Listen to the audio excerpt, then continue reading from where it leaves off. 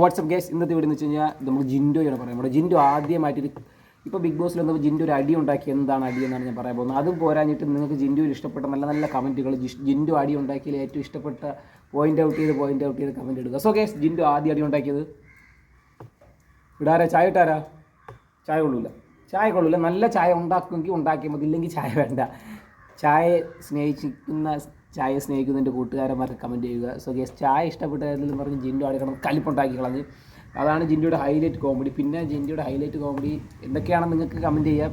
ഒരുപാട് കോമഡി ഉണ്ട് അതിൽ. നോറയുടെ അടുത്ത് എന്തോ പറയുന്നുണ്ട്, എന്തൊക്കെ ചോദിച്ചപ്പോൾ ഉള്ളത്.